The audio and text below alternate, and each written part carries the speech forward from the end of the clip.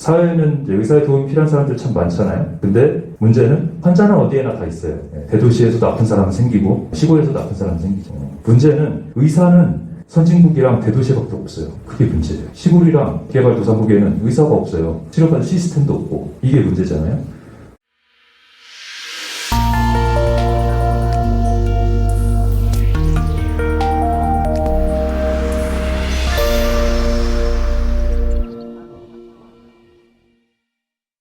작년부터는 응급의학 의사회라고 거기서 홍보이사를 맡고 있는데 기자님들이랑 접촉할 기회가 많아졌어요. 그 사이에 참 많은 일들 좀 일어났죠. 미래를 위한 기자회견 해가지고 아파서 어디 찢어져서 애기 열나서 갈 곳이 없잖아요. 지금 현실이 그렇지 않습니까? 저녁 한 4시 정도만 돼도 갈 곳이 없어요. 다 하시면 다 닫아버립니다. 접수는 끝나고. 그런 분들을 위해서 저녁 때 한 9시 정도까지만 해도 진료가 되는 그런 의원들이 많이 생기고 휴일에도 여는 의원들이 많이 생기면 대학병원 응급실로 집중되는 경환들을 해결할 수가 있지 않습니까? 그래서 그런 걸 할 수 있는 역할이 미주에서는 이제 UCC, 어전트 케어 클리닉이라고 그래가지고 급성기 클리닉이 있는데 우리나라에는 아직 그런 게 제대로 없었다가 최근에 이제 만들어지고 있죠.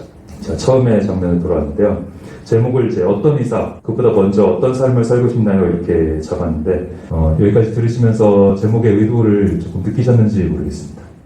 우리는 한 명의 의사이기도 하지만 한 명의 사람이잖아요. 사회 구성원이고 의사가 되면 그냥 진료실에 앉아서 오는 환자 약 처방해주고 수술이나 시술해주면 그 역할이 다 됐다. 그렇게 하면 되지 뭐 그게 의사지 뭐 이렇게 생각하는 걸로 끝내지 말자라는 게 저의 오늘 강의 의도입니다. 이건 너무 편협한 생각이라고 생각해요. 사회에서 각각 우리 손이 필요한 곳이 있고 우리 목소리가 필요한 곳이 있습니다. 사회에 참여하는 의사, 낮은 곳에서 임하는 의사 이런 의사가 여러분들 중에서도 많이 나왔으면 좋겠다라는 생각을 하게 됩니다. 어떤 인연이 어떻게 연결될지 모른다는 얘기. 맨날 진료실에 가가지고 맨날 똑같은 환자를 보고 그렇게 사는 게 재미있는 삶인가라는 생각도 해봐야 되잖아요. 응급의학과의 특성이 매일매일 새로운 환자가 온다는 거기도 하지만 그거 말고 또 다른 경험도 많잖아요.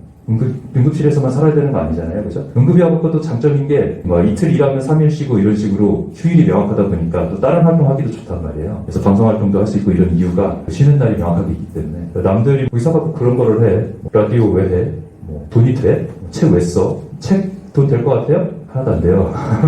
그냥 두꺼운 명함일 뿐이에요. 그 출판사가 책을 잘 내서 돈 벌기는 쉽지 않아요. 요즘 시대에 특히. 그 베스트셀러가 나오는 게 쉬운 일이 아니죠. 그렇다고 안 하는 게 아니라 기회가 되면 일단 해보는 게 큰 것 같고 거기서 연결된 거 다 이어보면 어떤 태도를 갖고 예스를 하느냐에 따라서 길이 완전히 달라진다는 거를 얘기를 하고 싶었어요. 마지막으로 해피닥터에 대해서 소개를 해드리고 마무리하려고 하는데요. 해피닥터는 앱 이름이에요. 사단법인 행복한 의사가 만든 앱이고 아직 사단법인이 안 됐고요. 사단법인 신청서를 만들고 있어요. 먼저 조직이 돼서 이제 활동을 한 거는 이제 2년이 됐는데 사회에는 이제 의사의 도움이 필요한 사람들 참 많잖아요. 근데 문제는 환자는 어디에나 다 있어요. 대도시에서도 아픈 사람은 생기고 시골에서도 아픈 사람은 생기죠.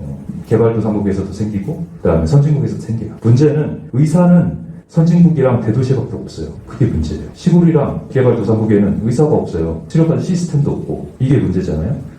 그래서 우리나라만 해도 지방에 가면 몇몇 주요과들 의사가 없어가지고 막 원정 출산하고 막 이러잖아요. 이런 것들이 지금 현실이란 말이에요. 더 심해지고 있고 다른 나라 더 심한 나라들 많죠. 그래서 그 문제를 해결해 보고자 원격 의료의 한계점이랑 문제점 분명히 알고 있지만 원격으로 치료의 전 과정을 하지는 못한다고 하더라도 수술이나 이런 걸 할 수는 없지 않습니까? 의사들이 알고 있는 지식을 가지고 상담만이라도 해주면 집에서 좀 지켜봐도 되는지 그런 판단이 될 거잖아요. 그래서 해피닥터 앱을 만들었습니다. 우리나라는 병원 접근성이 굉장히 좋은 나라이지만 그래서 우리나라 사람들을 위한 앱은 아니고요. 물론 일시적으로 코로나와 관련된 내용은 상담을 해드리고는 있는데 해외에서 의사 만나기 어려운 곳에 있는 분들이나 국내에서는 다문화 가정이라든지 외국인 노동자분들 같은 경우에 이제 이 앱은 특징이 상담을 이제 하면 언어를 자동으로 번역을 해주는 플랫폼이 들어가 있어요. 외국어로 자기 언어로 다 상담을 해도 우리가 다 볼 수 있고 영어를 통해서 한번 번역이 됐다가 한글로 번역이 돼서 의사들 가니까 지금은 이제 의사가 한국 의사밖에 안 하고 있으니까 그래서 한글로 볼 수가 있고 또 다시 우리가 뭘 쓰면 그쪽 언어로 다시 가고 이런 식으로 만들어놨고요.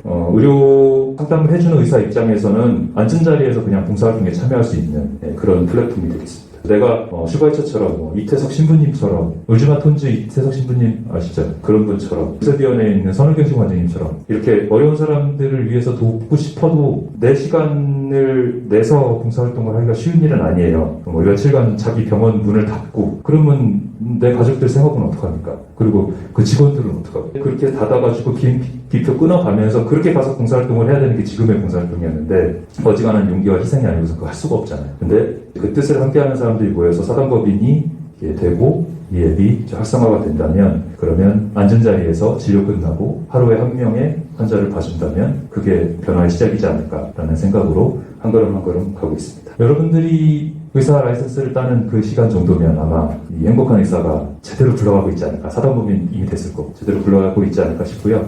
그때 참여를 오늘 이 강의를 기억하셔서 참여를 많이 해주셨으면 하고 말씀드리고 싶습니다. 오늘 강의는 이 정도로 마치도록 할게요. 감사합니다. 경청해 주셔서 감사합니다. 네.